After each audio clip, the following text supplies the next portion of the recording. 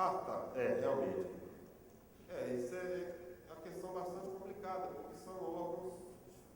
O DENIT ele é independente, ele não tem ligação hierárquica nenhuma com o TCU, é simplesmente um órgão fiscalizado. Então, e muda, né?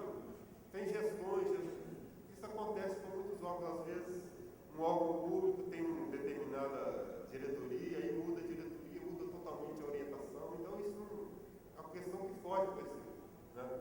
Nós fazemos a fiscalização e damos o resultado para o órgão. O que ele vai fazer foge do nosso controle. Não é questão, a gente comunica com o ministro de Estado, às vezes, né, dependendo com a Casa Civil da Presidência, mas o que o órgão, a decisão que ele vai tomar, realmente nós não podemos interferir. Agora, com relação às questões que são levantadas em cada auditoria, há uma orientação muito clara do atual presidente, inclusive ele tem uma portaria dele de abril do ano passado, que as pessoas, né, têm que tomar conhecimento de tudo que é apontado ali naqueles relatórios antes até de encaminhar para o relator. Então, essa é a oportunidade que as empresas, os empresários, os órgãos públicos têm de mostrar, isso aqui está exagerado, não está correto, isso aqui não deveria impugnar. Então, essa oportunidade, em todos os trabalhos do TCU, quando chega para o relator, a pessoa, né, o interessado, já teve a oportunidade de falar. Então, se ele não falou, também nós não temos, como relator, eu tenho que decidir, né, nós temos prazo também, eu tenho que decidir sem ouvir a pessoa, porque ele teve a oportunidade, não falou. Então, esse tipo de problema que o colega, né, levantou lá, poderia ter sido levantado na primeira etapa, nem chegar aí para a imprensa. Né? Quando eu levo para o colegiado, eu tenho plena consciência que a imprensa está lá assistindo todas as sessões, toda quarta-feira. Mas antes disso, não. Antes disso, fica entre o relator, a empresa contratante e a contratada. Então, é muito melhor resolver todas as questões nessa fase. Porque está numa fase preliminar, então, eu acho que os senhores têm que ficar bem atentos nessa fase, quando estão executando alguma obra, que tem a fiscalização, fiquem atentos. Né? Olha, quando sair o relatório, eu quero ler e quero falar para ver se tem alguma coisa que eu não concordo. Porque muita coisa é resolvida nessa fase. E é a melhor fase de resolver, porque não tem imprensa envolvida, né? Não tem. Né? É só acertar os ponteiros ali, porque depois que vai para o colegiado, realmente, dependendo do nome da empresa que está ali, o jornalista já fica atento ali, ele já escreve a matéria ali mesmo. Né? Então, é muito melhor tentar resolver isso antes. E também é coisa que nós não temos controle também. A imprensa tem acesso a tudo e nós não temos como controlar, da mesma maneira, controlar, né, a decisão que o órgão vai tomar, se ele vai parar a obra ou não vai. A orientação nossa não é essa. Né? Nós vamos, muitas vezes, só de perguntar, né? Só de perguntar o que está acontecendo, o administrador suspende a obra. Opa, antes de responder, primeiro de tudo. Antes de responder. Muitas vezes eles fazem isso, não é a orientação nossa. Talvez eu possa levar esse problema lá para ver como o TCU pode, né? Entre esses órgãos que mais contratam e que ouvem o TCU, que tem uns que não escutam muito, a Petrobras não escuta muito o que a gente fala, mas o DENIT, outros que escutam, que levam em consideração.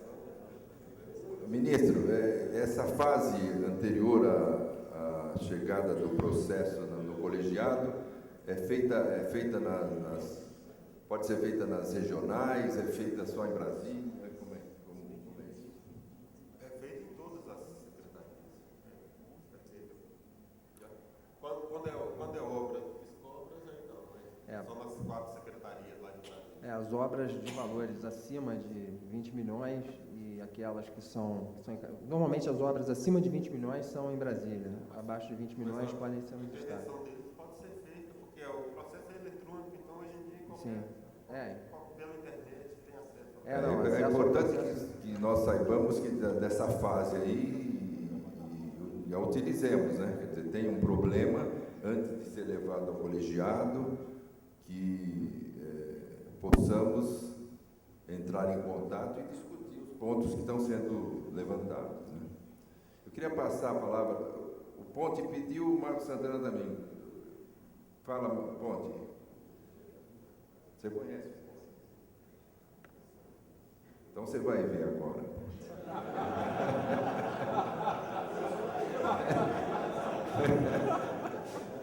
Presidente, o senhor acha que com o nome de Marco Bem Querer eu vou dizer alguma coisa desagradável? Ainda mais, e eu estou falando com muita sinceridade, não tem por que desagradar. Ainda mais com a nítida intenção de acertar que vocês estão aqui. E esse diálogo, eu tenho absoluta certeza, se eu não estiver enganado, eu não sou um expert de análise humana, se eu não estiver enganado, isso resolveria todas as questões ligadas ao setor de execução de obras públicas da União. Pode ter certeza disso. Porque vocês querem a mesma coisa. Quando você diz, nós queremos um preço justo. Claro que o justo é uma definição que não é objetiva. O que é justo? É 15% de PDI? É 10%? É outra coisa. Mas quando vocês reafirmaram aqui, não tem nada a ver com os custos de vocês. Quantas discussões eu vi aqui exatamente dizendo como é que se mete na forma de a gente operar? Não é isso que nós queremos, nós vamos fazer. Agora, o tribunal, certamente não passou por vocês, tem tomado decisões verdadeiramente inacreditáveis. Eu vou lhe dizer, vários contratos lá do Rio Grande do Sul, tem uma planilha de BDI, que a gente preenche lá, para preencher tem um limite, dentro do limite, a gente bota ISSQI de tanto, não sei o que, tanto, botou, a empresa botou. Isso é incorporado nos custos unitários, a empresa é totalmente responsável por isso. Se ela errou para mais ou para menos, qualquer item daquela, ela tem que absorver. Depois o tribunal fez uma resolução para um caso específico e depois mandou para o DENIT. E o DENIT se acovardou e não leu o que está na lei. Sabe o que é que fez? Tem ISSQN aqui que está, vocês estão pagando menos do que está previsto no PTI, que a empresa colocou lá. E isso é meu, eu quero de volta. Porque hoje o ISSQN é recolhido pelo órgão, pelo DENIT.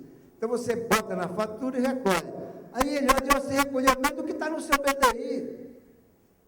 Não é que tenha mudado o imposto depois da proposta. Quando o imposto muda depois da proposta, tem que se devolver para o órgão se ele diminuiu. E o órgão tem que pagar se ele aumentou, depois da proposta. Não se trata disso, simplesmente a prefeitura, pô, está pagando menos, é meu. Aí você pode ter escrito na lei de licitação, só de ler isso, você vê a que ponto chega o risco incidente e a submissão do órgão às opiniões de vocês. Treme. Eu vou ler aqui o parágrafo 1º do artigo 51. As cláusulas econômico-financeiras e monetárias dos contratos administrativos não poderão ser alteradas sem prévia concordância do contrato. Isso é lei do contrato administrativo, isso não pode ser trocado. Como é que uma resolução que é interpretada? Não, eu vou... Aí mandaram uma correspondência para a minha empresa. Olha, você pagou ISPM, não queremos descontar. Quero a sua opinião, o que você diz? Não concordo, está errado. Por isso, todo argumento, os argumentos da lei são imensos. Não deram a mínima bola. Quando você vê, descontaram da fatura, da penúltima fatura, cifras altas. Como é que pode isso aí o tribunal aceitar? Leve isso lá para consideração, porque eu estou aqui em presença de gente que quer a justiça. Ponto final, para um lado ou para o outro.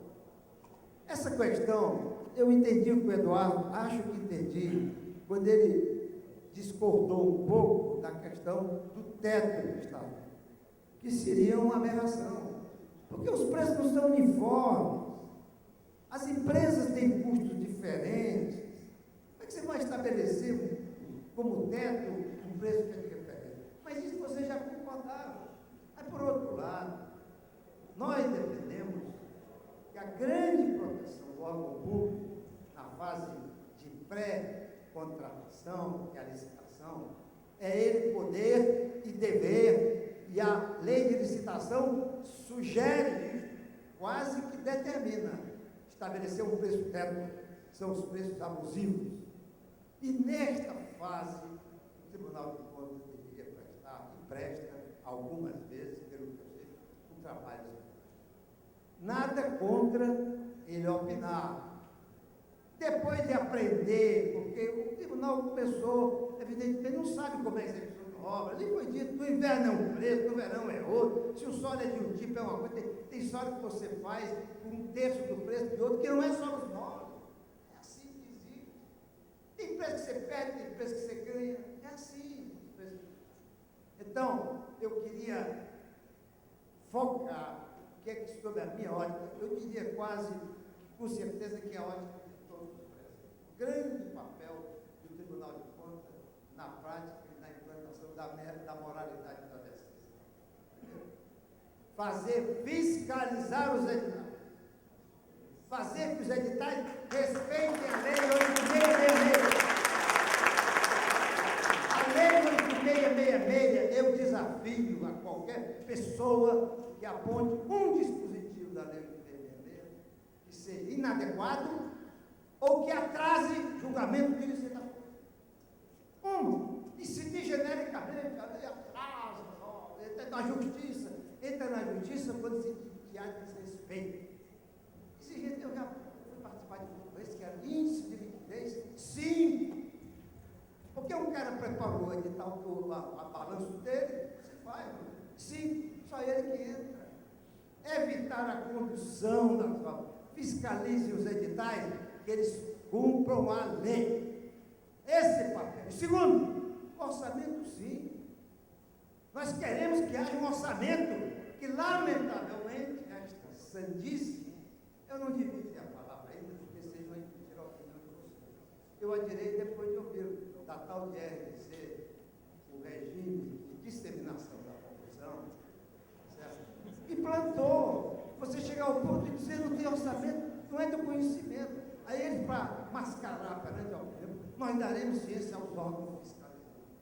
No momento em que tem uma lei que diz que os órgãos são obrigados a dizer tudo, quer saber o salário de uma pessoa, são obrigados a dizer. Como é que não vai saber o orçamento, que é um teto, que a lei manda que seja entregue, a lei manda que tem que ter projeto que vocês concordam. Olha quantas concordâncias, presidente. A concorrência tem que ter um projeto correto, que permita fazer um orçamento certo, projeto ou anteprojeto, deixa o nome que quiser, mas correto, que dê elementos concretos, reais.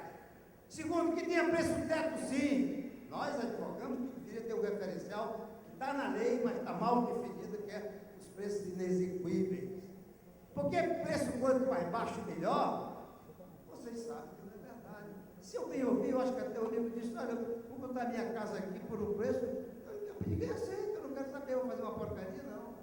E muitas vezes, o lucro que a empresa tem é o que viabiliza a sua continuidade operacional para continuar vivendo. Então não é bom para o órgão, não é bom para a sociedade que dá um preço inexequível, e por isso a lei de concurso. Decidir qual é isso é muito complicado. Agora o preço máximo, eu acho que Eduardo, permita ter interpretado isso. Quando você disse, não, se vocês demonstrarem, nós estamos no ciclo, mas se vocês demonstrarem que é mais, você disse claramente isso, não tem problema, não foi isso? Pronto, está salvado. E o orçamento, se é mais do que o ciclo, tem que estar lá embasado, está correto. Agora, depois de ter o orçamento embasado, pegar o ciclo, e porque está numa lei, esdrúxulo, colocado no lugar indevido, se tivesse no Estado de Direito perfeito no Brasil, se nós não tivéssemos vivendo uma anomia, quase uma anomia, isso aí não existiria. Você tem que fazer uma lei modificando a lei de licitação. Agora, eu ia lhe perguntar, e depois de contratado, como é que é um dispositivo desse? Eu tenho um contrato em andamento, que não tinha limitação de ciclo, contrato de 7, 8, aí chega agora, o tribunal, a lei está dizendo que 20 tem que pegar a obra e mandar parar, ou quase isso. Você já viu que absurdo? Absurdo. Ajudem a consertar os exageros que estão fazendo contra a lei 8666, contra o orçamento teto que realmente balize. Vocês têm capacidade. Hoje o tribunal está apetrechado e se apetrechando mais para cumprir esse papel. E durante a execução só cuidem das planilhas não serem trocadas. Eu tenho um preço baixo, eu abandono e pego um preço alto, aumenta aquele preço. Isso vocês têm que estar presentes. Todos nós aqui queremos que isso não aconteça. Durante a execução da obra, e se está sendo feito com boa qualidade. Como vocês já disseram, por que eu vou me meter se você está fazendo porque teve criatividade, se a qualidade é a mesma? Mas ponham isso nos seus pares todos e não me façam eles contrariarem um dispositivo. Esse é um dos 10 que existe só sobre essa matéria. Não pode trocar os preços. Está previsto na lei de licitação as hipóteses de modificação do contrato, que não contemplam isso. Eles confundiram mudança de valor de imposto depois da proposta, em que tem que haver devolução ou recebimento. Mudou depois da condição inicial do contrato. E confundiram tudo e tiraram a mando militar. Isso é pior do que ditadura. Eu recebo na fatura do mestre, você não escreve que não concorda. Quando chega a fatura deduzida. Então, esse é o apelo que eu saio daqui, presidente. Não entramos ainda no RDC. Oxalá eu não preciso falar. Oxalá. Não, porque, oxalá que eu não preciso, porque eu sinto que aqui tem gente que quer o bom senso. E eu já ouvi, só vou lhe encerrar isso. Como nós tivemos, a lei do bebê foi feita por quem está aqui, e a Júlia, muitos que morreram já, que se acabaram no caminho, que se entregaram. E sabe como é que ela foi preparada? Tinha o decreto-lei 2300, que regrava assim. E era a palavra é uma patifaria do mundo de entes governados.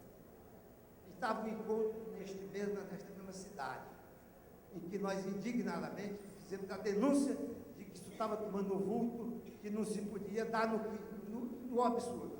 E aí tomamos uma decisão aqui, essa Câmara, fizemos uma chamada Carta de Belo Horizonte, e um dos compromissos era trabalhar por uma lei de licitação que estabelecesse a correção, que evitasse condução de obra, que evitasse preços exorbitantes, que evitasse que o governo não pagasse, não acontecesse nada, que tivesse que ter correção. Em suma, a defesa de um lado e do outro, direito de um lado e do outro. E saiu a lei depois de 2 anos.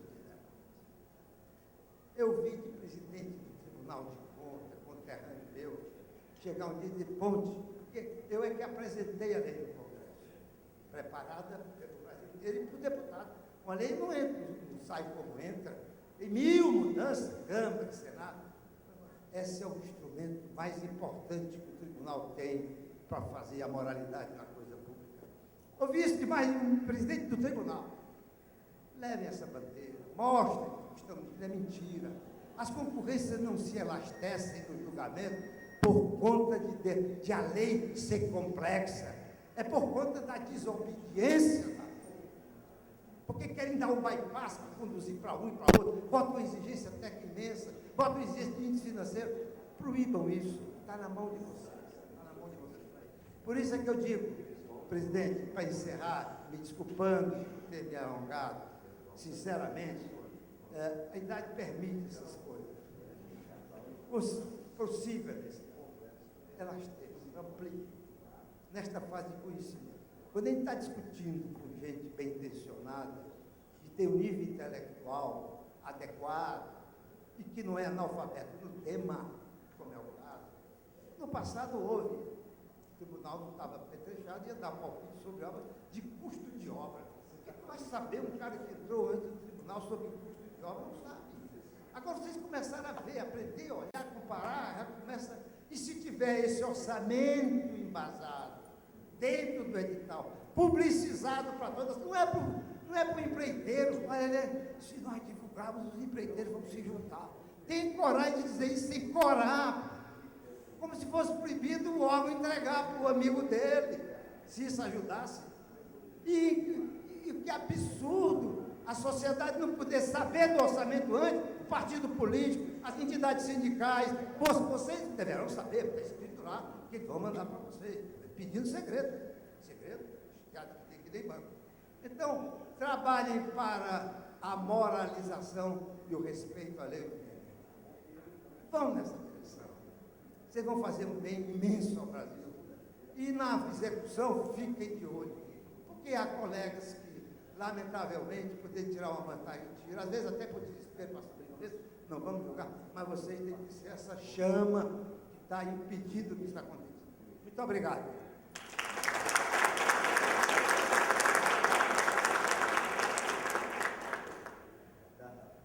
Bom, já que ele falou do RDC, vamos falar dos dois, né?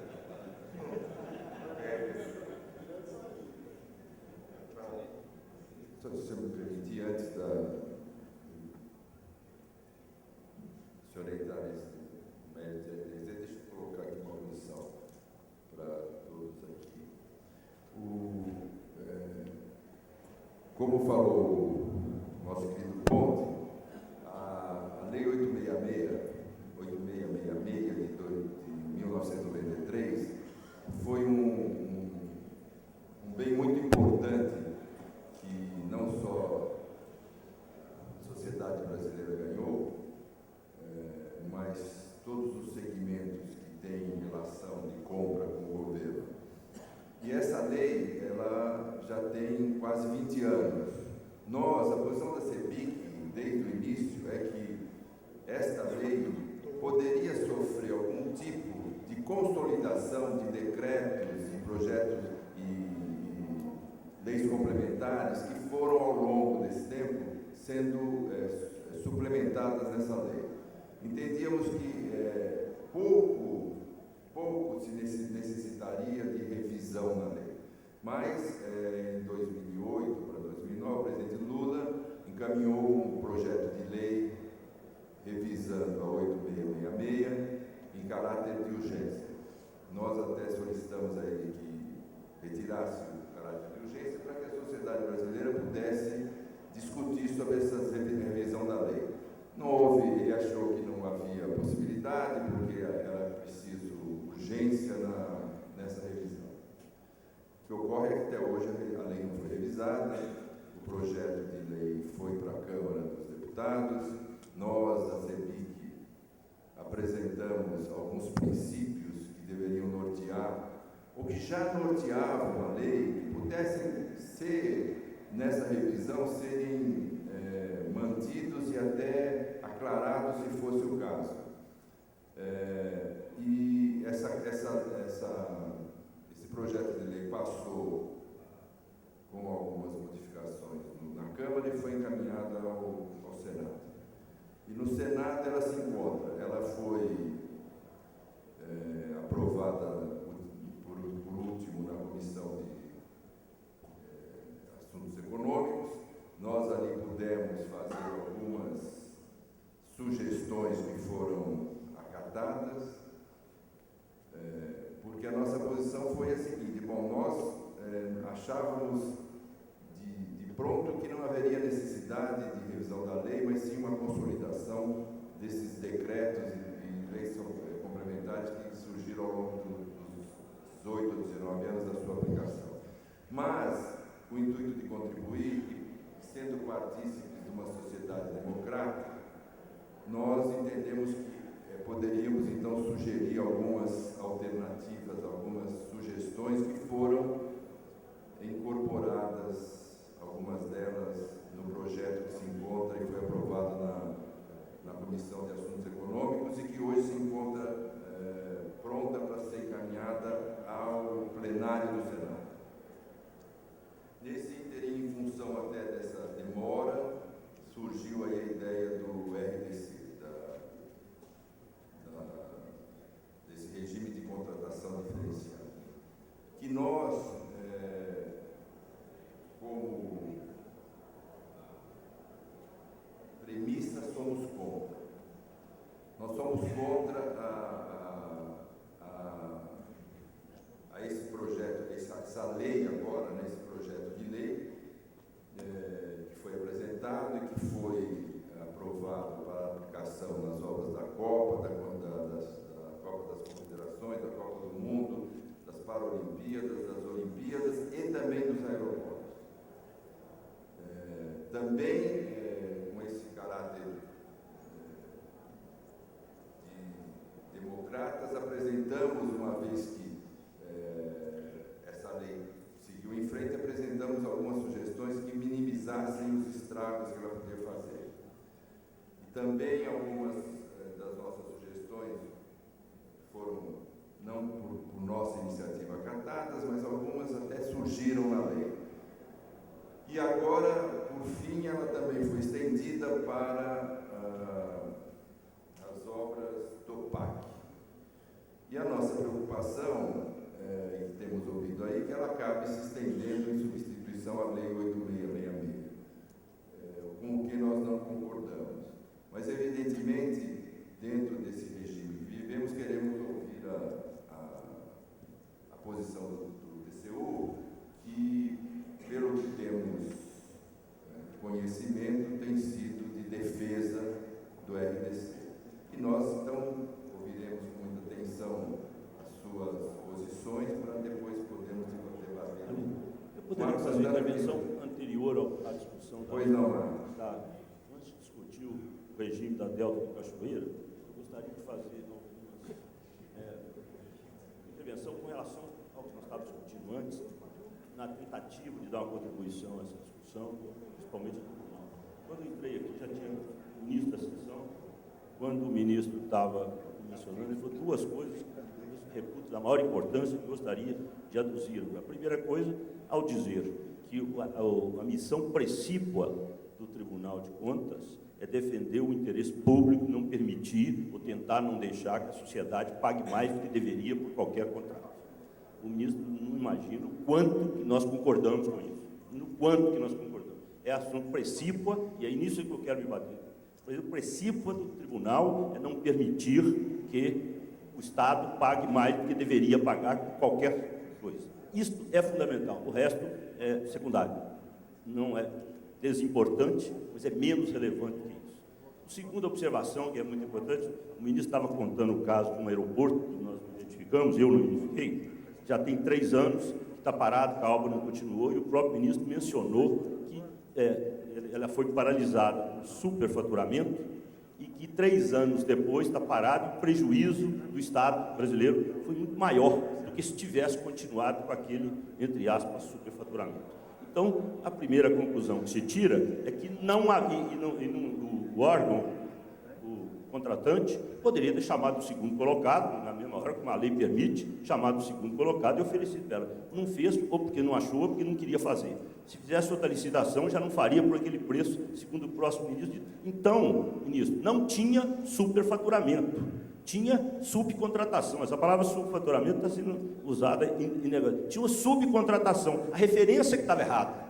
Ela é subfaturamento em relação à referência errada. Que se a referência não tivesse errada, se tivesse outra referência, teria o segundo colocado aceitado fazer a obra, ou fazia outra licitação, não ficaria 3 anos e meio. Então, a primeira coisa que essa palavra superfaturamento está desgastada e mal aplicada. A maioria das vezes, ou muitas das vezes, não vou quantificar, muitas das vezes não é superfaturamento, é subcontratação. E aí vem aquela história, voltando ao interesse maior do Estado brasileiro pela contratação, o Conte mencionou isso, e vou reforçar, o interesse maior da nação é grande também, não só pelo valor que ele paga, não estou dizendo que ele pode pagar diferente, o valor é por manter as empresas em condições de continuar fornecendo para o Estado. Uma empresa que leva prejuízo, ela traz problemas trabalhistas, ela traz problemas sociais, problemas econômicos para a sociedade. Uma empresa insolvente, ela dá mais prejuízo à nação do que o valor daquela obra. Uma empresa bem-sucedida, sem exageros, fiscalizada sem exageros, ela é um instrumento de desenvolvimento para continuar produzindo aqueles serviços, para continuar produzindo aquelas obras que o Estado precisa contratar. Então, e aí volta aquela coisa, não vou desmerecer vários assuntos pontuais que já foram trazidos aqui com relação a contratos, indicadores para preço unitário. Eu quero lembrar uma coisa que eu pediria que examinasse com carinho. E os exemplos que deram aqui da contratação, da compra de alguns produtos aqui, um copo, um carro, qualquer coisa. Aliás, hoje, muito mais importante, quando o governo brasileiro solta um pacote há 2 dias atrás, dizendo que vai comprar 6 bilhões, ele vai comprar 6 bilhões, o que não for obra disso, não sei o que é, ele não vai perguntar de fato qual que é o BDI, qual que é o preço de unidade, isso, daquilo. Por quê? Porque não precisa. Só a prestação de obras e serviços, ou seja, compras por encomenda para entrega futura, só tem importância o preço unitário porque o objeto não está pronto e ele tem graus de incerteza, só por esse motivo. Se não, poderia, se estivesse pronto, ele seria pelo preço final, compra ou não compra, aceita ou não aceita. Ele só tem preço unitário porque tem incertezas e ele ainda não está pronto, pode ocorrências posteriores que alterem aquela entrega, pode não ser do jeito que o encomendante, o Estado, quis fazer. Mas nós temos que lembrar que o fazer pelo preço que o Estado pode pagar, mas no fundo ele quer também o preço final. E o preço final é o resultado do preço unitário vezes os quantitativos executados, vezes os quantitativos. Não dá para esquecer os quantitativos. Então, quando, por qualquer motivo, até por uma referência errada, por um teto, um sistema ciclo, por qualquer motivo, não importa aí agora, uma obra contratada ou colocada por um preço teto insatisfatório, insuficiente, uma primeira consequência seria a proposta que alguém fez aqui, eu acho absolutamente adequada, fiscalizar os editais. O edital já tem que sair bom. Se a obra não sair por causa do edital, paciência, esse é um preço e a responsabilidade não será nossa nem do TCU. Se o edital não está adequado, não faça. Até corrigir o edital, não faça. Pode demorar um pouquinho mais, sim. Não põe a culpa na Lei 8666, nem no TCU, nem nos proponentes. Mas se esse edital for feito certo, já resolveu uma boa parte do problema. Mas se esse edital tiver um teto, e ele precisa ter teto, a lei manda que tenha um preço teto, do orçamento, não da referência, do orçamento do preço teto, ele tem a obrigação de fazer, alguém disse, assinado pelo responsável do órgão contratante, ele tem um orçamento teto. Se esse orçamento for insuficiente, duas coisas podem acontecer. Não tem, a licitação fica deserta. É o mal menor. Esse é o mal menor. Daí uns dias conserta e pronto. Se ela ficar deserta. O pior que pode acontecer são empresas contratarem pelo preço insuficiente. E ao contratar pelo preço insuficiente, duas coisas podem acontecer. Ou ela não entregará o que foi encomendado, com aquela qualidade, com aquelas condições, naquele prazo, não entregará e, portanto, dará um prejuízo ao Estado, ou ela vai consertar esse preço insuficiente por processos que não, debaixo da mesa, que não podem ser tolerados nesse país. Vai consertar aquele preço. Contratar por preço insuficiente é mais prejudicial à nação do que um eventual superfaturamento que se faz aí. Um super pequeno aí é menos mal, é mais facilmente absorvido pela sociedade que contratar por um preço insuficiente que não vai entregar o produto que está prometido, que foi encomendado, e a sociedade não fica sabendo que o produto entregue não foi aquele, ou então vai consertar. E às vezes vai muito mais. Por isso que eu estou chamando a atenção, junto dos preços unitários que estão sendo discutidos, e tem que ser discutidos, e tomara que continue nessa linha, o problema dos quantitativos. No jornal, o internet, de ontem para hoje, já foi no âmbito do ENIC, tem uma notícia pública de uma empresa, não lembro exatamente qual, mas acho que é uma empresa em evidência aí no cenário nacional atualmente, num contrato lá no Nordeste, não sei onde exatamente, que retiraram do objeto do contrato uma percentagem de alguns serviços que não foram cobrados mais naquele contrato, portanto, introduziram outros, mais o aditivo, quer dizer, com menos obra e com mais aditivos, além da lei, resolveram juridicamente, entre aspas, o problema desse contrato. Está no jornal de ontem de hoje, eu não lembro dos detalhes, isso é fácil ver que está por aí. Acho que é uma dessas empresas estão em evidência. Este prejuízo para a nação brasileira, para o Estado brasileiro, é muito maior. Portanto, eu não diria, não é por comodismo, eu não tenho contratos públicos, então, mas não é porque essa situação apontada aqui é prejudicial às empresas nossas. É prejudicial muito, eu sei, conheço mais casos do que eu ouvi falar, mas é muito mais prejudicial para a nação. A obra não ser executada, ser postergada, ou ser consertada por debaixo do pano para que seja execuível. Essa é uma observação acima do detalhe do ciclo, do SINAP, ou de exame pontuais de determinadas características. É a contribuição que eu gostaria de dar. Obrigado.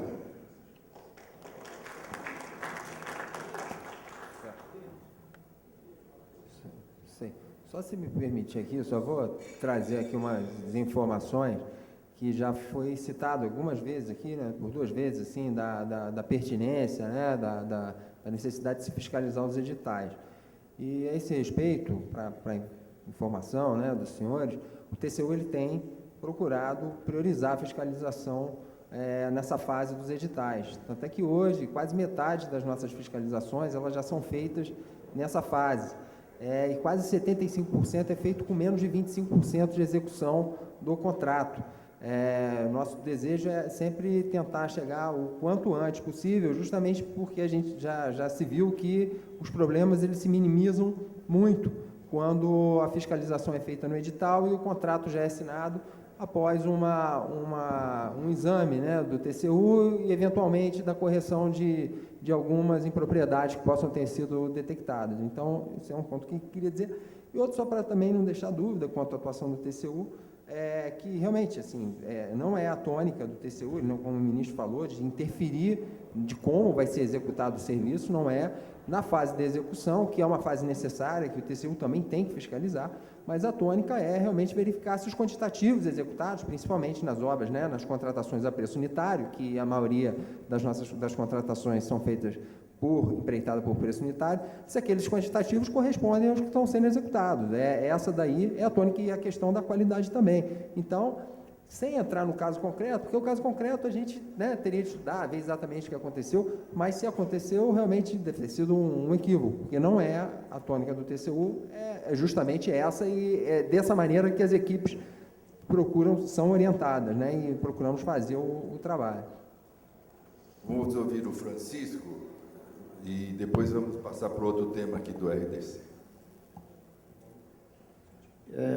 Francisco Costa, da ASEOP Sergipe.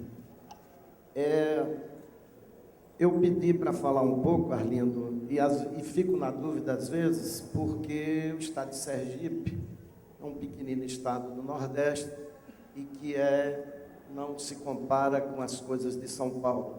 São Paulo, às vezes, até nem precisa dos recursos federais para poder fazer obra, ou muito pouco. Mas, fico até assim, porque a maioria dos empresários nossos são médios empresários para Sergipe e pequenos empresários para o país. Mas, no último dia 13 de abril, nós fizemos mais uma rodada de conversações com o TCU, em que já é a segunda, preço justo, obra concluída, sociedade atendida. Então, eu pedi para falar, porque já vai passar para o RDC e parece que nada tem a ver com nossas empresas, porque o RDC é uma coisa mais, se bem que agora está com o PAC. Mas eu acho que o RDC é mais falta de planejamento do que propriamente um regime diferenciado de contratação. Porque foi feito para a Copa se decidiu em 2007 e somente em 2011 é que se teve o primeiro edital lançado, salvo engano por nada. Mas estava presente o ministro Benquerê nesse encontro nosso, estava presente o doutor Benjamin Zingley, e estava presente o colega do secretário Eduardo, que era o doutor André Mendes. E o que a gente nota é que essa compreensão que está havendo, doutor Pontes, com os ministros e os secretários, lá na ponta não está existindo. Nós tivemos obras paralisadas em Sergipe, em que o concreto feito na betoneira de obra foi usado, o concreto usinado da concreteira, e teve que devolver o dinheiro à empresa, dizendo que o da concreteira estava mais barato. Lá conseguiu a concreteira resolver dar um preço menor do que, e a empresa contratou a concreteira, mas ninguém viu que pagou à vista, ninguém viu a eficiência da empresa. Nós ouvimos sobre a Polícia Federal, que disse que o absurdo que foi dito da barganha e a cotação, e aí nós que investimos em tecnologia, isso não é nosso, esse lucro não vem para nós, esse bônus não vem. Então, a nossa preocupação grande é realmente com os médios empresários, com esse acórdão 2369. ele tem um limite de prazo, era para o final de abril, não foi se discutido, o acordo tem ISQN, doutor Pontes, de 1%. Tem um BDI diferenciado para equipamentos e algumas peças de saneamento, tubos, e para a gente isso é um absurdo, porque isso vai ser utilizado e feito. Esse BDI diferenciado varia de 10 a 19. E o gestor público, doutor Marcos, tem usado o mínimo.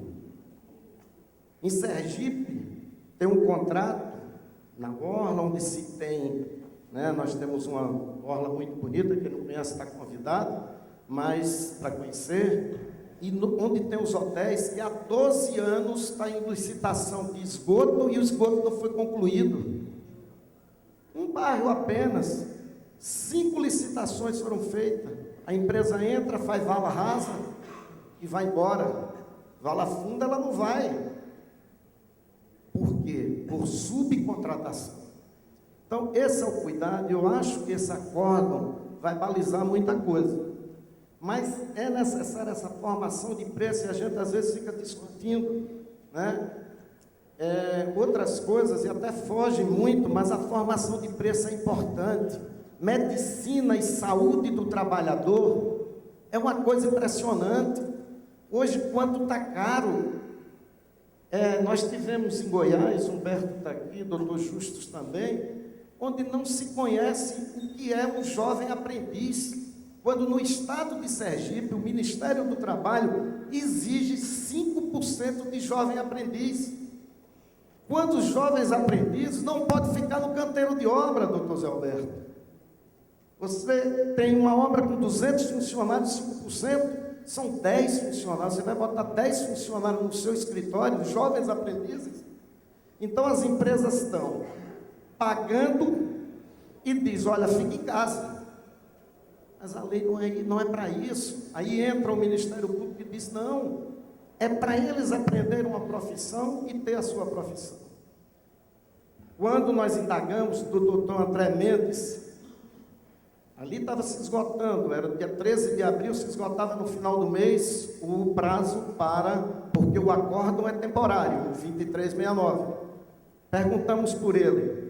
Para surpresa nossa, ali, você colocou, foi um representante da CEBIC, que foi o doutor Gaspar, e o Tribunal de Contas da União foi bem claro, olha, nós estamos aguardando da CEBIC, tá certo? Uns dados para que se determine, me parece, a administração central. Não sei se eu estou certo, Carlos Eduardo, se é para isso ou não.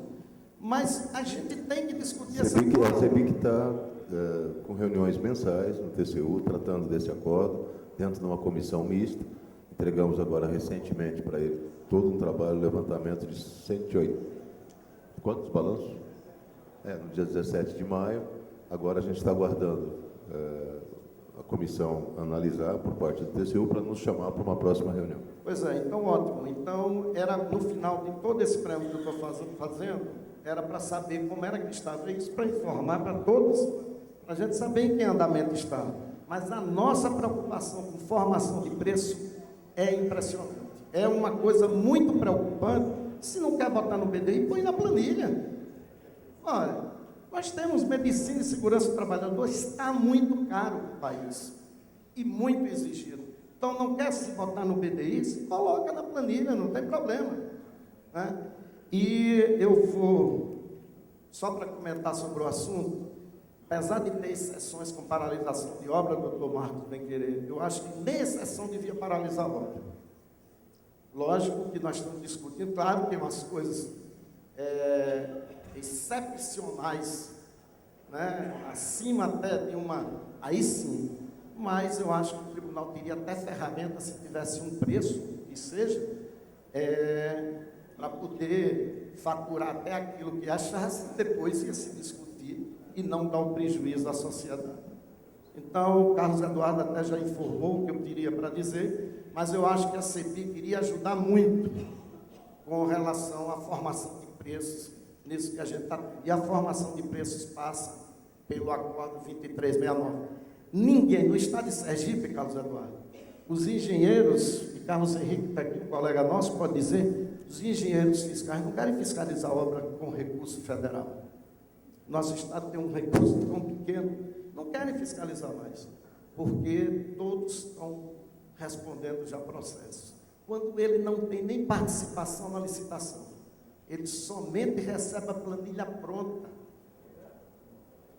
Contratos que apenas um preço do contrato, um preço estava fora da realidade. Esse contrato foi rescindido porque a empresa, olha, eu corrijo, né?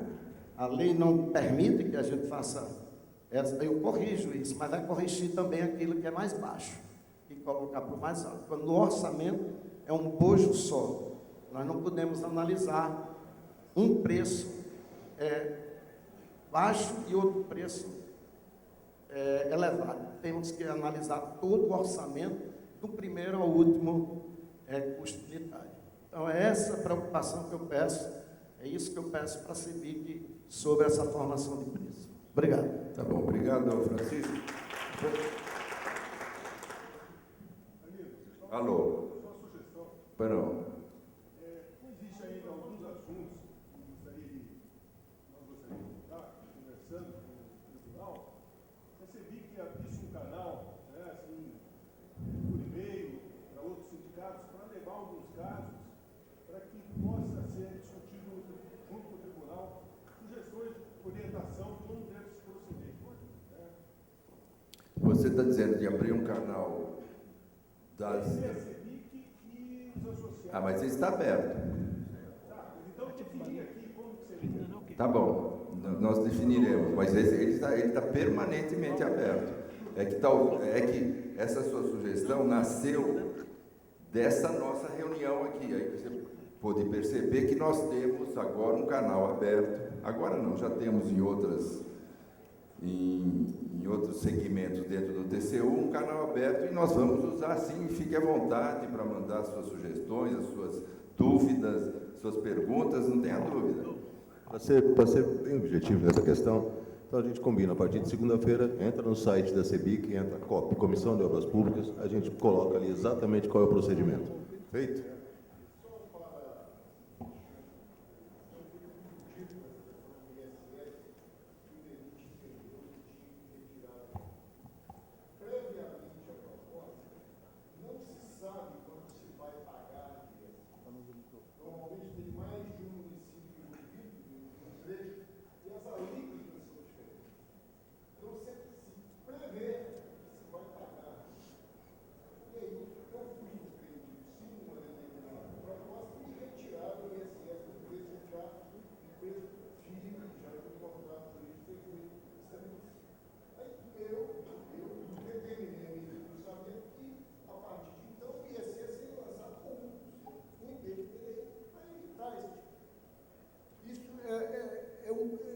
Eu fui surpreendido, assim, um tanto quanto fiquei decepcionado com o entendimento. Ok, então eu vou passar a palavra aqui para o ministro, antes dizendo o seguinte, o Francisco começa toda a fala dele, ele começa falando mal do Estado de Sergipe. Não, você fala mal. E eu quero dizer o seguinte, o meu pai é do Estado de Sergipe, eu não vou mais admitir que você fale mal do Estado de Sergipe. Eu vou passar para o ministro. Eu fui o relator desse acórdão 2369, né, e eu que sou o seu relator do resultado dessa comissão, eu estou acompanhando, que estava dependendo, eu autorizei a suspensão dos trabalhos da comissão, vai recomeçar agora em agosto, porque a gente estava aguardando essa informação da CEBIC e também uma informação da FGV. A Fundação Getúlio Vargas também está fazendo um trabalho que vai influenciar nessa decisão. Né? Então, de qualquer maneira, né, nós estamos tentando fazer o melhor possível. Né? Estamos ouvindo todo mundo e tentar fazer, né, resolver essa questão do BDI da melhor maneira possível. Né? Essa que é a ideia. Né? Mas, voltando aqui ao nosso RDC, né, como que surgiu isso aí? Foi a necessidade de agilizar as contratações necessárias à realização da Copa do Mundo de 2014, né? os Jogos Olímpicos de 2016.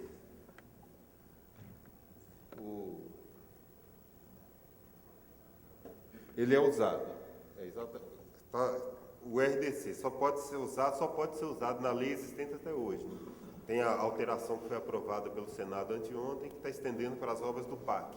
Mas até o momento ele pode ser usado nos Jogos Olímpicos e Paralímpicos de 2016, né, constantes da carteira dos projetos olímpicos a ser definida pela Autoridade Pública Olímpica. Né?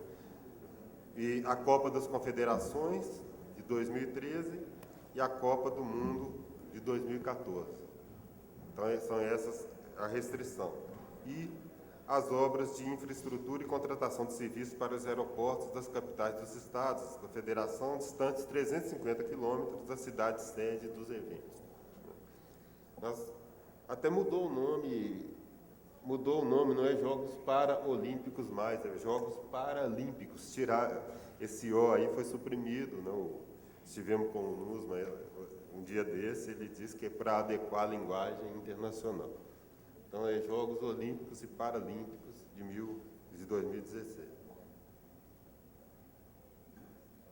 Eu comentei, eu achei que era um erro da apresentação que ele tinha feito, e ele explicou que não.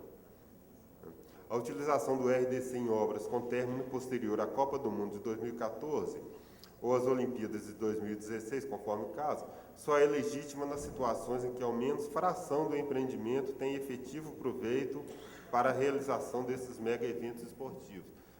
Começou a acontecer o seguinte: algumas obras foram contratadas pelo RDC e, no andamento da execução, viu-se que não vão ficar prontas para os eventos. Aí não enquadraria aí no sistema da lei. Né? Então, essa decisão, esse acórdão 1538 de 2012 do TCU, teve essa solução que eu achei até criativa, né? Que, se fração do empreendimento for útil para a Copa ou para a Olimpíada, pode ser usado o RDC. E ia gerar problemas bem sérios aí para resolver depois. Né? Aí estão os princípios, né? Aqui não há nenhuma novidade, são os mesmos da lei de licitações. O procedimento, né, eu vou chamar a atenção porque mudou, as coisas que foram alteradas. O procedimento da licitação será preferencialmente eletrônico, né, e deverá observar as seguintes fases: né, preparatório, publicação, apresentação das propostas, julgamento e recurso. Vamos ver os pontos que mudaram. Primeiro, a publicidade. Né? A publicação do extrato do edital no Diário Oficial da União, do Estado, do Distrito Federal, do município ou do ente de maior nível entre eles, quando objeto de consórcio público, sem prejuízo da publicidade de publicação em jornal diário de grande circulação. E divulgação em sítio eletrônico oficial centralizado de divulgação de licitações. Então, houve aí, nesse ponto, ampliação até da publicidade.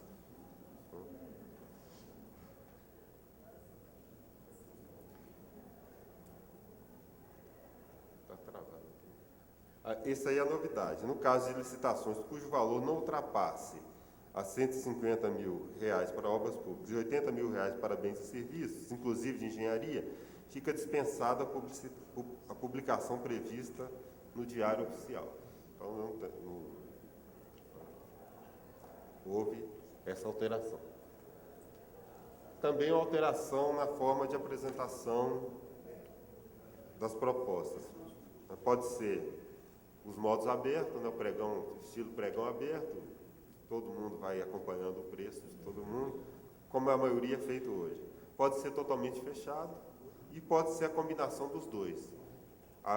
Inicia com a apresentação fechada e depois passa para aberto, ou o contrário. Começa com a modalidade aberta e depois passa para fechado. Ou então, começa com fechado e passa para aberto. Isso aqui é novidade também. A possibilidade de apresentação de propostas intermediárias. Atualmente, no pregão, é obrigatório, você tem sempre que apresentar a proposta abaixo do menor valor ou do maior valor, dependendo da modalidade da licitação. Agora é possível a empresa, cotar preço intermediário. Você não entender que a proposta está na frente é inexequível, ele pode cotar uma proposta maior e, na esperança da outra ser desclassificada e ser chamada ali em segundo lugar. Isso aí também é uma novidade. O instrumento convocatório poderá estabelecer intervalo mínimo de diferença de valores entre os lances, retirando a eficácia da utilização dos programas de computadores denominados robôs, na etapa dos lances abertos. Isso aqui está sendo muito comum no pregão.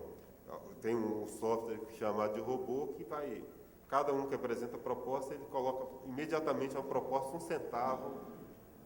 centavo de diferença. Então, isso aí foi com o objetivo de inibir.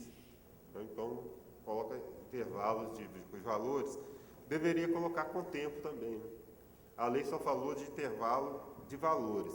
Se ela colocasse um intervalo de tempo, também acho que seria até mais, juntando os dois, o valor com o tempo, daria uma eficácia maior para inibir esse tipo aí de robô. Os critérios de julgamento previstos na lei e no decreto, né? Menor preço ou maior desconto, né? Os quais poderão considerar os custos indiretos relacionados com as despesas de manutenção, utilização, reposição, depreciação e impacto ambiental, dentre outros.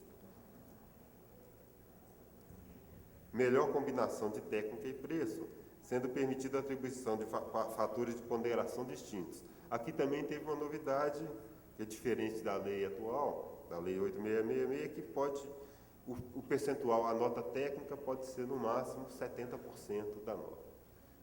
Na lei de licitações não tem essa limitação. Aí eles colocavam lá 99% técnica e 1% preço. Até que o TCU decidiu, teve uma jurisprudência que tentou coibir esse tipo de comportamento.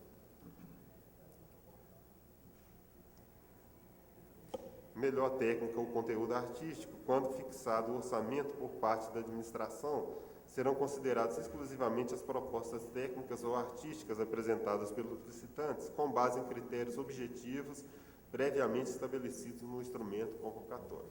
Nesse caso aí, para escolher, né, soluções de técnica ou soluções artísticas, não tem grandes novidades em relação à lei de licitações.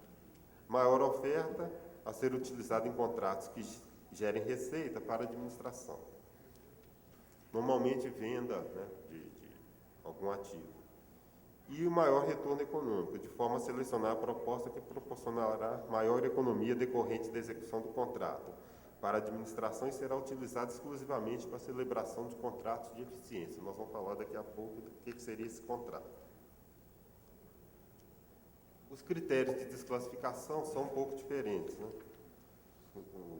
São desclassificadas as propostas que contenham vícios insanáveis, não obedeçam às especificações técnicas, ou apresentem preços inexequíveis ou permaneçam acima do orçamento estimado para a contratação.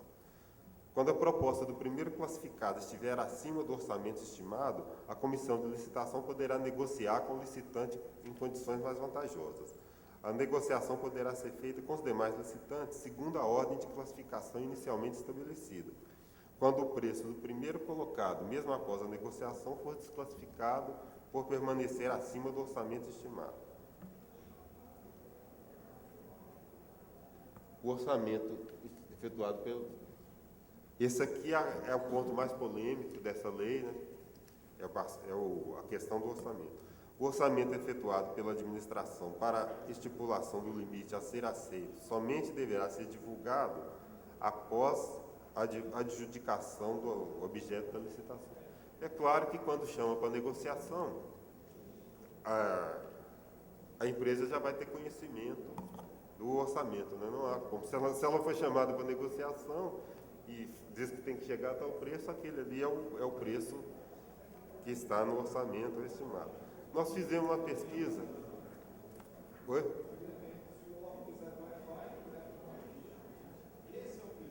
Como? Como o preço está fechado, sei. Sim. O grande problema que a gente está discutindo,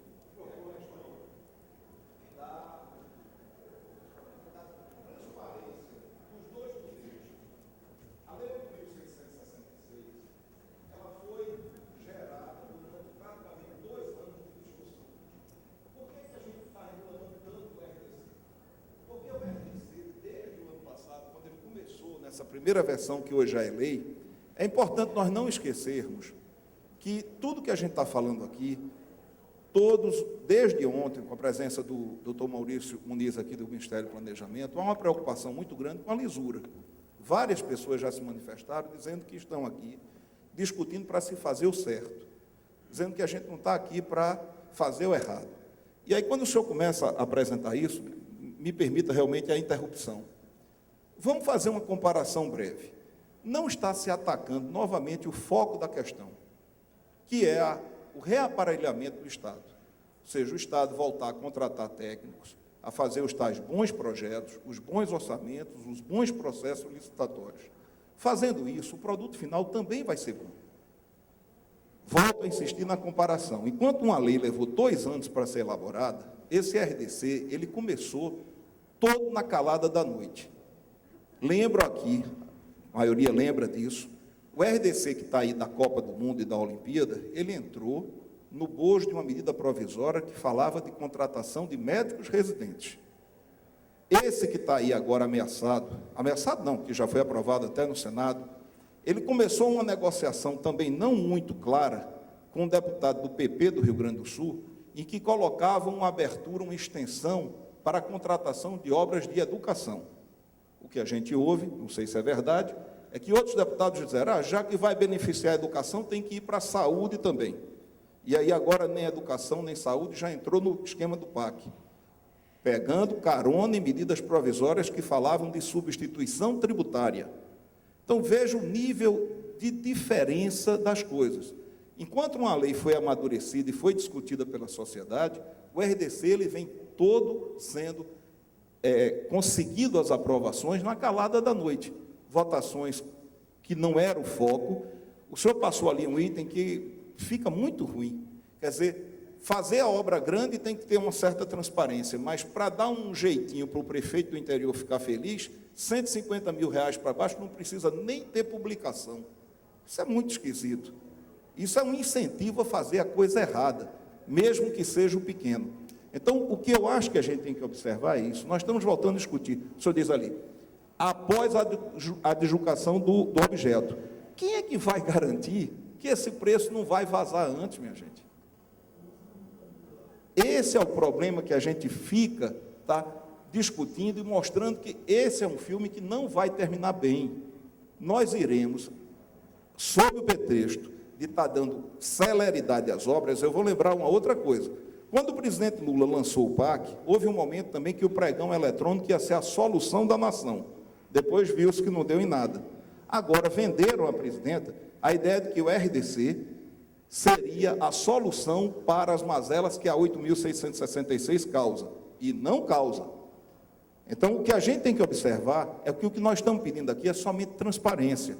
E aí, os senhores que têm tido a boa vontade de passar uma tarde dessa aqui nos ouvindo, têm que levar o resumo dessa conversa. A preocupação nossa é que quanto mais as coisas forem feitas às escondidas, mais perigoso será. E a solução para o problema é o que a gente está dizendo desde o início, uma coisa muito simples e não fácil. É voltar a se fazer projeto com qualidade, orçamento com qualidade, edital com qualidade, e aí a obra vai sair também com qualidade. Esse é o pedido que a gente está falando. E nunca deixar na mão de uma pessoa a chave do cofre. Quer dizer, a pessoa que tiver o resultado da licitação de forma antecipada, ela divulga para quem quiser. E esse é o grande risco, esse é o pedido que a gente está fazendo, que os senhores não permitam que isso saia. Ok, eu vou pedir agora que nós deixemos que o ministro discorra sobre as suas razões do RDC.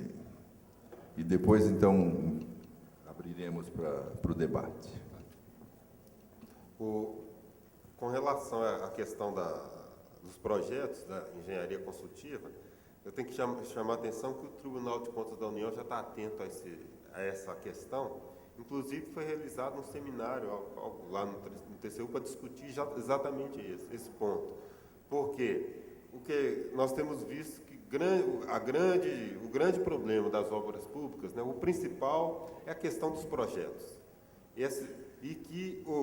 Antigamente o Brasil, né, houve um tempo que tinha as melhores empresas de projeto do mundo, né? Faziam os projetos de engenharia que eram usados no mundo inteiro. E de determinado momento para cá, isso aí foi se perdendo e hoje muitos projetos, muitas obras são feitas com projetos inadequados, projetos mal feitos, até sem projeto, né?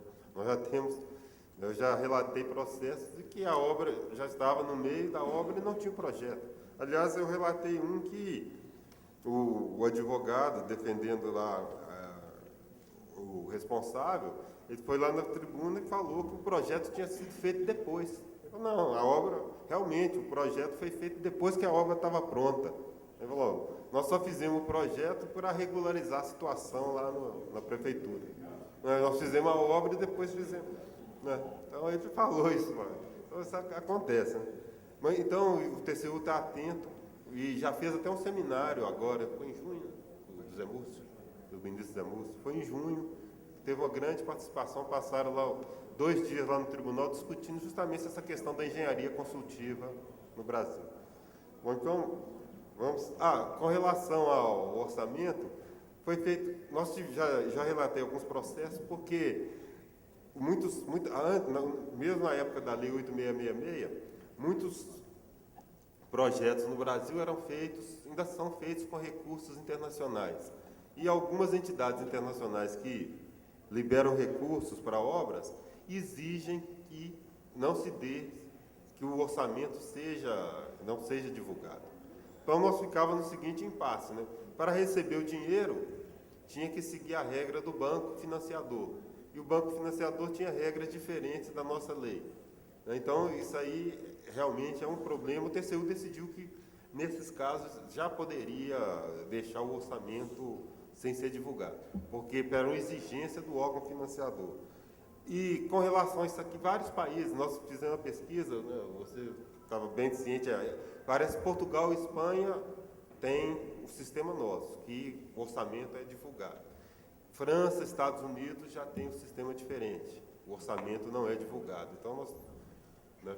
Tem várias situações.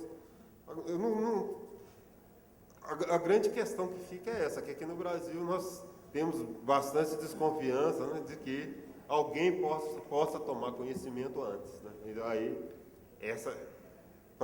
o remédio contra isso realmente é a publicidade. O remédio é a transparência.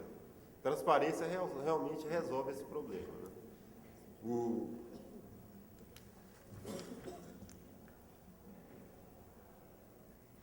O orçamento deve constar do edital quando for adotado o critério de julgamento por maior desconto, claro, né? Ou no caso de julgamento por melhor técnica ou conteúdo artístico. Além dessas hipóteses, o decreto prevê a divulgação do orçamento quando adotado o critério de julgamento pela maior oferta. Aqui, com relação à habilitação, usou-se o método do pregão. A fase de habilitação será posterior àquela do julgamento das propostas e caberá, no que couber, a aplicação do disposto na lei de licitações desses artigos. Também é o que acontece hoje no pregão e realmente tem se constatado que essa inversão de fases tem seus problemas, mas ela agiliza o processo, né? Torna o processo mais rápido.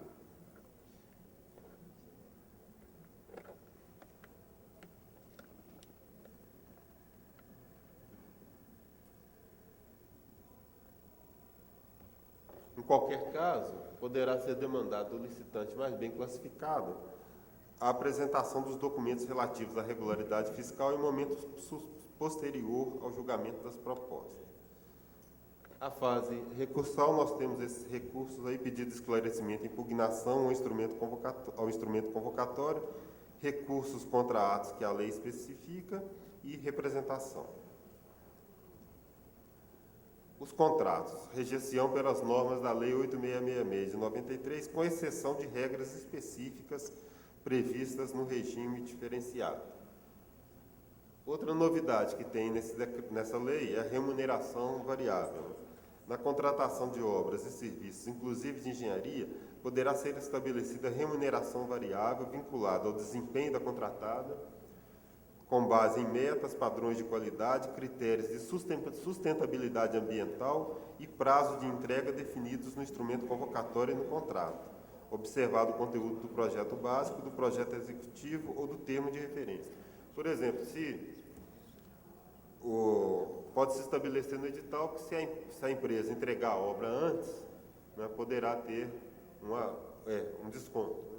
Então, isso é um desconto, não, um abono, nesse caso, é um bônus. Isso é uma novidade.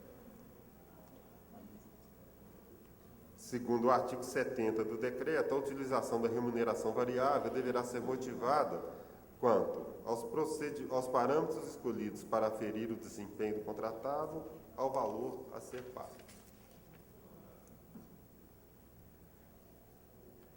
Contratação simultânea, isso também é novidade, né? A administração pública poderá, mediante justificativa expressa, contratar mais de uma empresa ou instituição para executar o mesmo objeto, quando houver a possibilidade de execução de forma concorrente e simultânea por mais de um contratado, e se a múltipla execução for conveniente para atender a administração pública.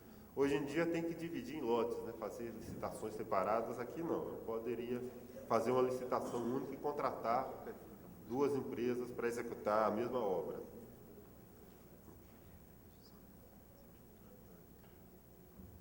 Contrato de eficiência, isso também é novidade. O contrato de eficiência terá por objeto a prestação de serviços que pode incluir a realização de obras e fornecimento de bens, com o objetivo de proporcionar economia ao contratante na forma de redução de despesas correntes, sendo o contratado remunerado com base em percentual da economia gerada. Então, nesse caso aí, se a empresa for mais eficiente, ela pode, né, ter, né, uma remuneração maior. Limites de alteração. Aplicam-se os limites previstos na Lei 8.666 para acréscimos e supressões, ou seja, 25% no caso de obras, serviços e compras e 50% no caso de reforma de edifício ou de equipamento. Aqui, né, nós temos aqui que analisar esse dispositivo junto com a LDO e com o decreto.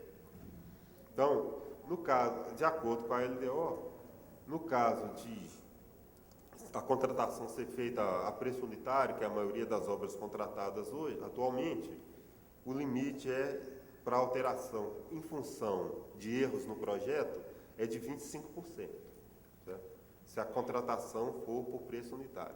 Se a contratação for por empreitada integral, né? Contratação empreitada a preço global, empreitada global integral e contratação integrada não. Esse limite é de 10% em função de erros do projeto. Tá? Então, isso está estabelecido no decreto, limitou a LDO limitou a 10%, tanto nas licitações feitas pelo RDC, quanto as licitações feitas pela Lei 8.666. Né? A LDO, sem alterar a Lei de Licitações, fez essa limitação. Alterou substancialmente sem alterar a redação. E no caso de contratação integrada, não pode alterar nada. Em função de erro de projeto, não pode haver nenhum acréscimo. O acréscimo é zero. Né? No caso de contratação integrada, por quê? Porque nesse caso, na contratação integrada, a própria empresa que está fazendo a obra, ela faz o projeto. A empresa faz o projeto e executa a obra, a mesma empresa. Então, nesse caso, erro de projeto é ela que tem que arcar. Então, não há como, né, fazer nenhuma alteração. Então, quando o convocado não assinar o termo de contrato ou não aceitar ou retirar o instrumento equivalente no prazo e condições estabelecidas, a administração poderá revogar a licitação ou convocar os licitantes remanescentes na ordem de classificação obedecidas às condições ofertadas pelo vencedor. Remanescente de obra. Pelos mesmos motivos e diferentemente do disposto da Lei de Licitações, a contratação de remanescente de obra, serviço ou fornecimento de bens, em consequência de rescisão contratual, deve observar a ordem de classificação dos licitantes e as condições por esses ofertadas, desde que não seja ultrapassado o orçamento estimado para a contratação. A duração contratual também é diferente. Quando se tratar de prestação de serviços a serem executados de forma contínua, os contratos poderão ter sua vigência estabelecida até a data da extinção da autoridade pública olímpica.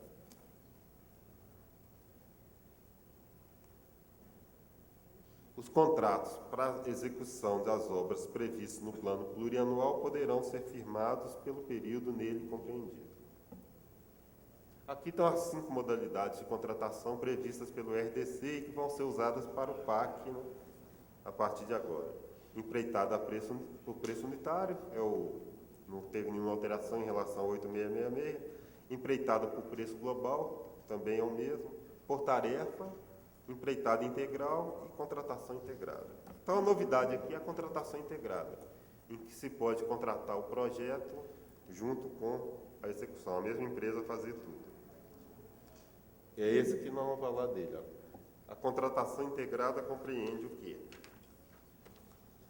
A elaboração ou desenvolvimento de projeto básico e executivo, a execução de obras e serviços de engenharia, montagem, testes, pré-operação e todas as demais operações necessárias e suficientes para a entrega final do objeto. Ele entrega funcionando. Né? Funcionando. Nesse caso aí não tem projeto básico. Né? É a novidade também. O edital será fundamentado em um anteprojeto de engenharia, composto pelos documentos técnicos destinados a possibilitar a caracterização da obra ou serviço, incluindo a demonstração e a justificativa do programa de necessidades, a visão global dos investimentos, bem como as definições quanto ao nível de serviço desejado, aos padrões de segurança, a estética do projeto arquitetônico, a adequação ao interesse público, a economia na utilização, a facilidade na execução e a durabilidade aos impactos ambientais. Então, a contratação é feita nesses moldes, né? Não tem o projeto, o famoso projeto básico.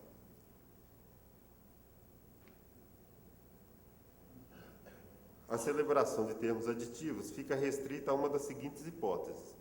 Então, no caso de contratação integrada, né, o termo aditivo é só em decorrência de caso fortuito ou força maior, ou por necessidade de alteração do projeto ou das especificações técnicas, desde que não decorrentes de erros ou omissões por parte do contratado, uma vez que é ela que fez o projeto. O custo global continua a mesma disposição que tem na LDO. O custo global de obras e serviços de engenharia deverá ser obtido a partir de custos unitários de insumos ou de serviços menores ou iguais à mediana de seus correspondentes no Sistema Nacional de Pesquisas de Custos e Índices de Construção, SINAP. Não, ninguém ficou livre dele com o RDC. No caso de construção civil em geral, na tabela de Sistema de Custos de Obras Rodoviárias, ciclo que é do DENIT.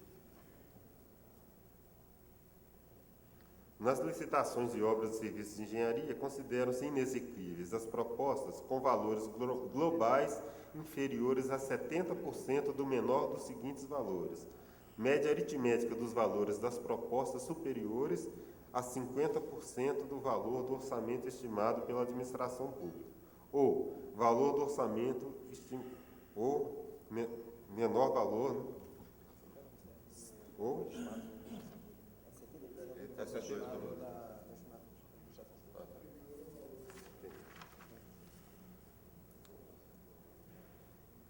os procedimentos auxiliares, pré-qualificação, cadastramento, sistema de registro de preço, catálogo eletrônico de padronização.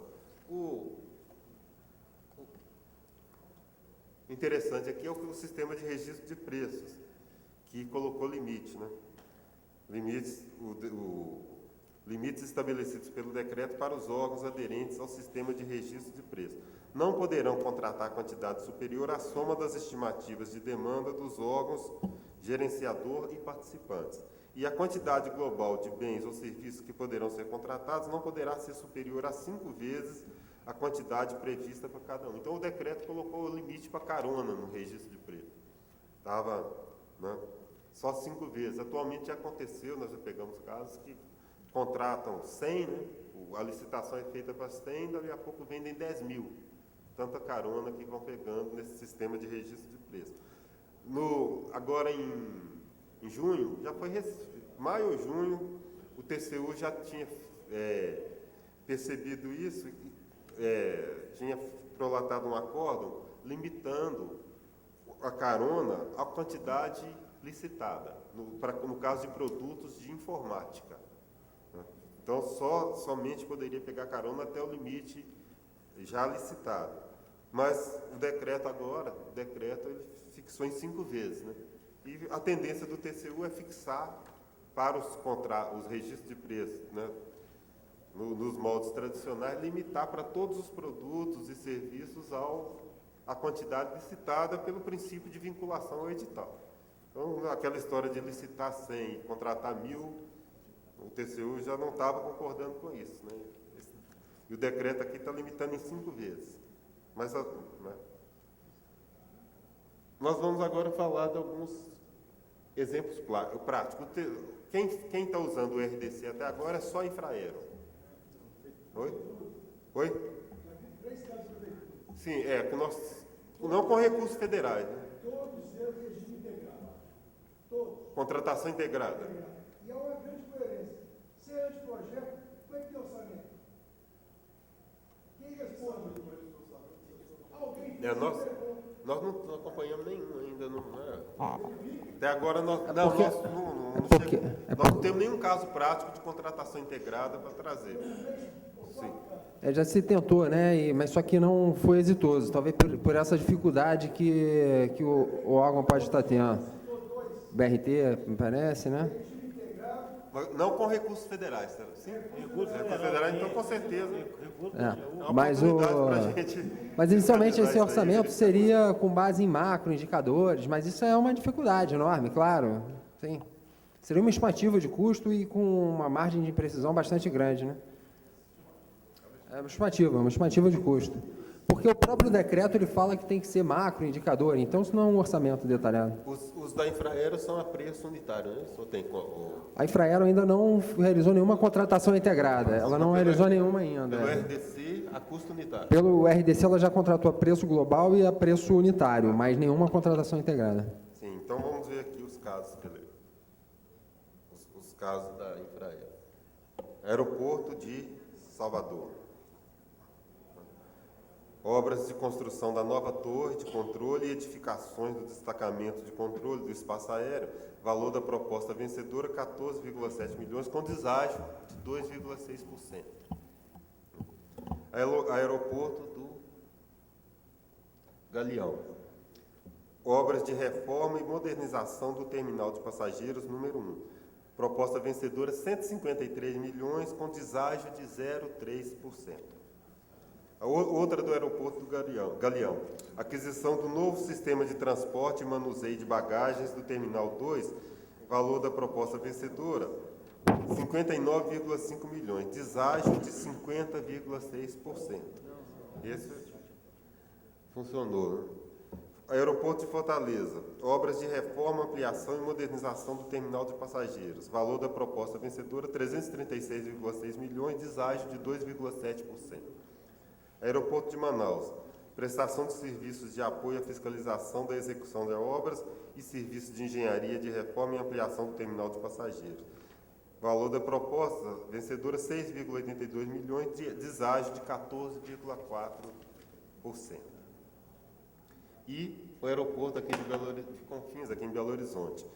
Serviços técnicos especializados de engenharia para gerenciamento, assessoramento e apoio técnico à fiscalização do projeto executivo e das obras de reforma, ampliação e modernização da área de terminal de passageiros. Proposta vencedora, 8 milhões, deságio de 19,8%. Essas são serviços de engenharia. Oi? Essas são serviços de engenharia. Fala outra é serviço. Qual? É gerenciamento essa última. Essa última, exatamente. 50% é equipamento, fornecimento de Equipamento, não é obra.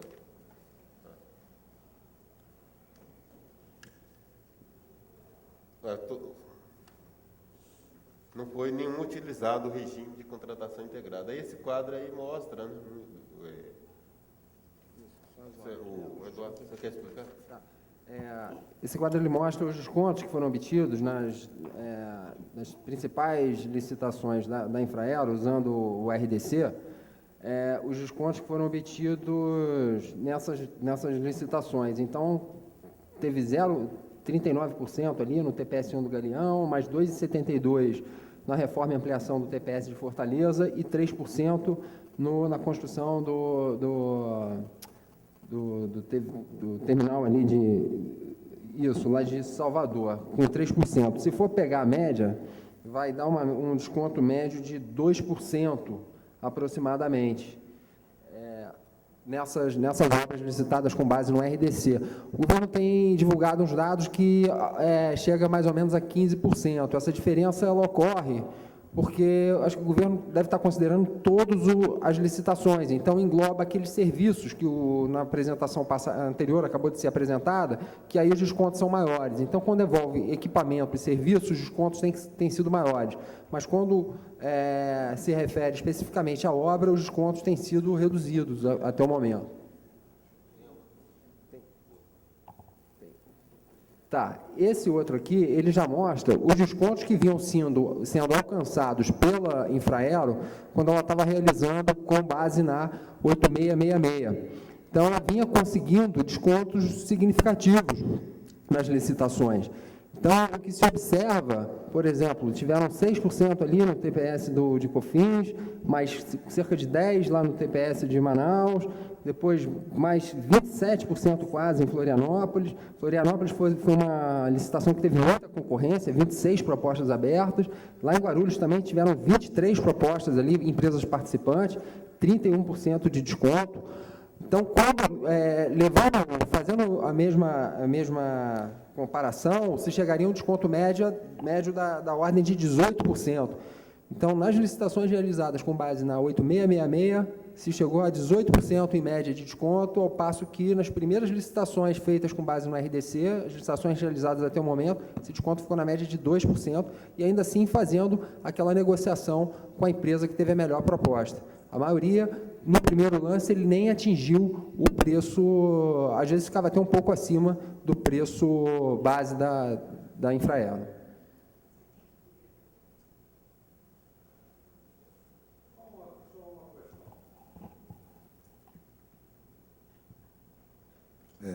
Boa tarde.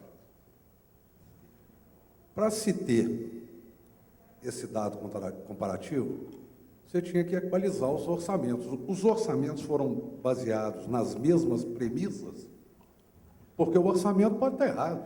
Tá. E o desconto, consequentemente, foi menor. A premissa foi o seguinte, SINAP.